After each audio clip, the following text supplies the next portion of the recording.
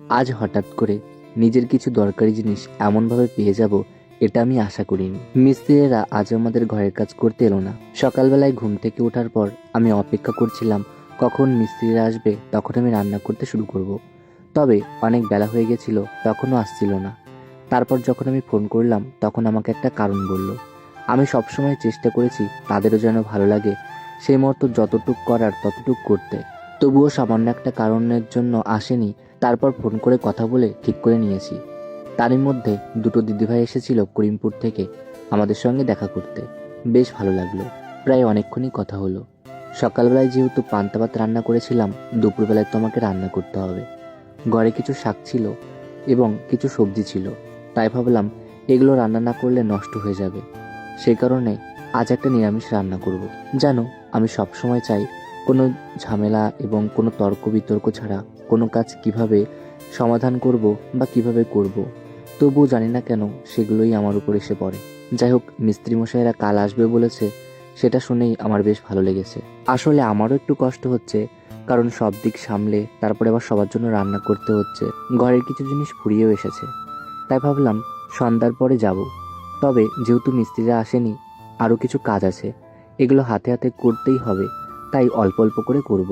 জানো, সকালবেলায় ঘুম থেকে উঠে এই দেওয়ালগুলো বা এই গাঁথনিগুলো ভিজিয়েছি, ইট ভিজিয়েছি, সব কিছুই গুছিয়ে রেখেছিলাম। যাই হোক, আর একটা দিন মতো লাগবে, তাহলে বোধহয় পোতাটা হয়ে যাবে। তবে পোতা করতেই অনেক ইট বা অনেক খরচ হয়ে গেল।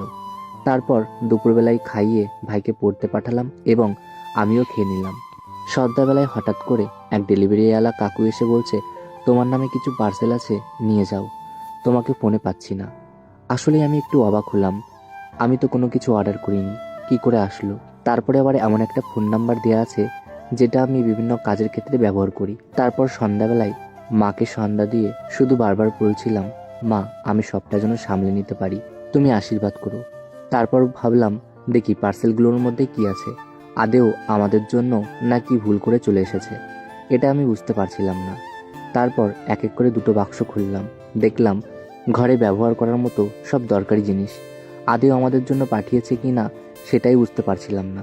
তবে কে পাঠিয়েছে বা ভুল করে এসেছে এটা জানা না পর্যন্ত আমি কোনোভাবেই এগুলো ব্যবহার করতে পারবো না। কে পাঠিয়েছে নাকি ভুল করে এসেছে তেমন জানতে হলে হয়তো আমাকে একটা ভিডিও পোস্ট করতে হতে পারে।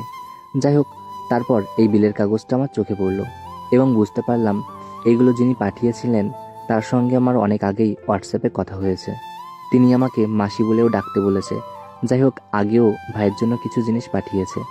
তারপর বুঝতে পারলাম, হ্যাঁ, এটা বোধহয় আমাদের জন্যই হবে। তারপর যখন আমি হোয়াটসঅ্যাপটা ভালোভাবে চেক করলাম, তখন দেখতে পেলাম প্রায় 4-5 দিন আগে আমাকে মেসেজ করেই দিয়ে বলেছিল যে তোমাদের জন্য কিছু জিনিস পাঠাবো, তোমরা অবশ্যই কিছুদিনের মধ্যে পেয়ে যাবে। তারপর এত কাজের ব্যস্ততার মধ্যে আমার একদম খেয়াল ছিল না। আর দেখতে পাচ্ছি যে জিনিসগুলো আমার হয়তো কিনতে হতে পারে বা খুব দরকারি, আজকালের মধ্যেই দরকার, সেই সমস্ত জিনিসই আছে। জানি না কি করে সেই মাসিটা বুঝতে পারলো যে এই জিনিসগুলো এখনই আমার দরকার পড়বে। সত্যি বেশ সুবিধা হলো এই জিনিসগুলো পেয়ে। অনেক ধন্যবাদ মাসি এই জিনিসগুলো আমাদেরকে পাঠানোর জন্য।